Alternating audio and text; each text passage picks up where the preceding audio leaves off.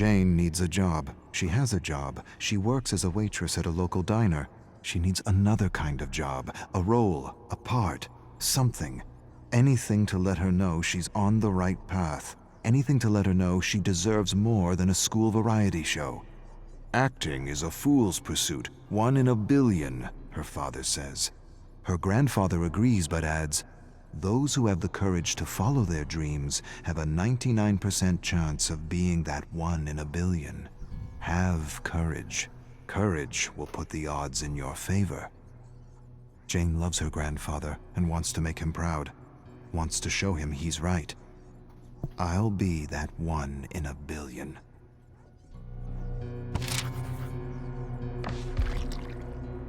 Mexican waitress speaks in Mexican and English with a Mexican accent.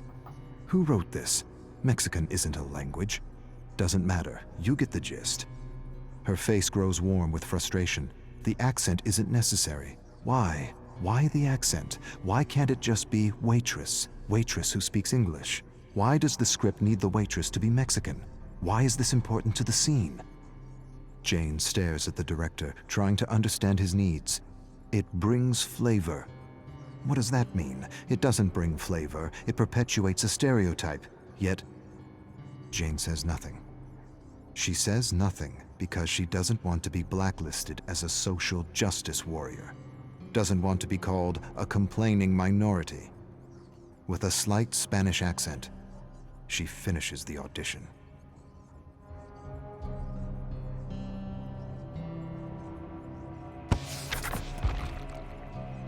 Jane shares a beer with her friend Dwayne.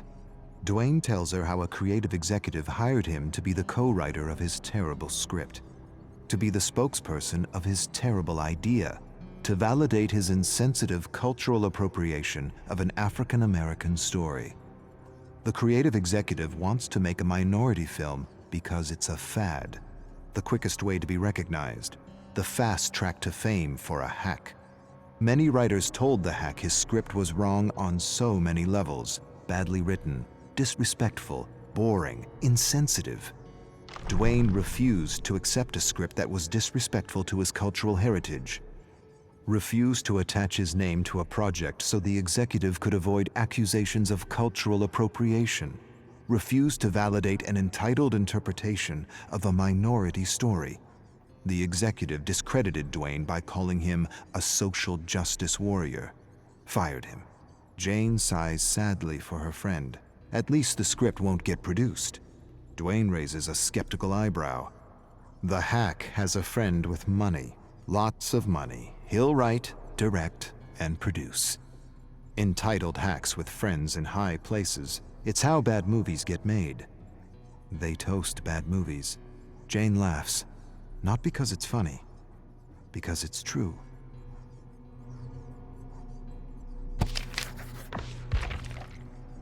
It's been months. She hasn't worked. No calls, no auditions, nothing. Jane stares at the blank television screen. As a child, she used to imagine herself on television. She doesn't see herself on television anymore. Something is happening. She can't see herself succeeding anymore. She wishes for her shot, her 1 in a billion shot, but scripts for her are few and far between, nothing beyond the stereotype. Her agent shouldn't care. He should put her forward for all the female roles in her age range. She can play any female role, lead or support, and yet she only gets auditions for the spicy Latina, or the funny immigrant, or the waitress with the accent. Just woman. American. That's all she wants. She stares at the snowy television, tries to visualize herself as the star of a show, but can't. The phone rings. Her agent. An audition. A major part in a play, and it pays well. For a moment, just a moment, she feels like 1 in a billion.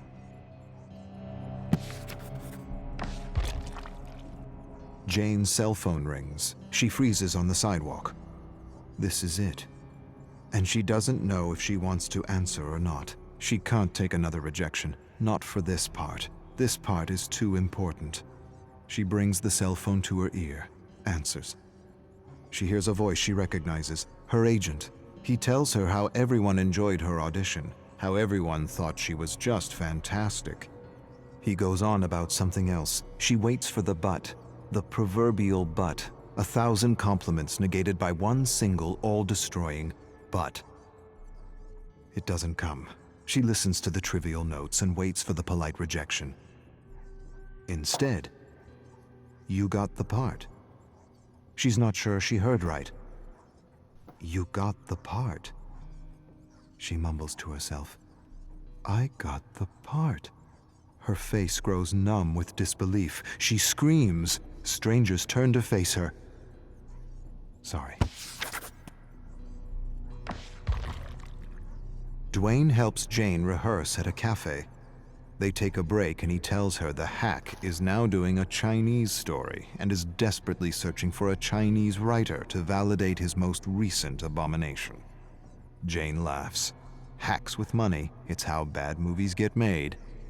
She tells Dwayne things are going well with the play. She doesn't have to do an accent, doesn't have to wear a miniskirt or perpetuate a ridiculous stereotype, doesn't have to do all the stupidities she had to do in the past. This is a real gig, a meaningful gig, a gig she can share with her family. She knocks on the table. Dwayne laughs and says it isn't wood. She shrugs. He says he's happy for her and hands her a cutout from a magazine. Open audition for Quick Talk. He says he put in a good word for her. She'd make a perfect host. She thanks him, but the play takes all her time. Too bad. You're the most real person I know, and that's what the show needs. Authenticity. Last rehearsal before opening night, and she's nailed her role despite some last-minute changes to the script.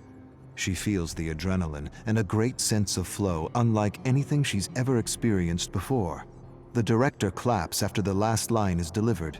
He approaches her, tells her he's amazed, impressed, inspired, but he feels her character would work better with an accent. A what? The request undermines her, shatters her. Why? I don't understand. For giggles. It would be fun. The character doesn't need an accent. The character is fine without an accent. But it would add comic relief. Comic relief! That's what she is to this director, to the producers, to this industry. Comic relief. She stares at him, waits for him to burst out laughing, waits for him to say he's joking, waits for an apology that never comes.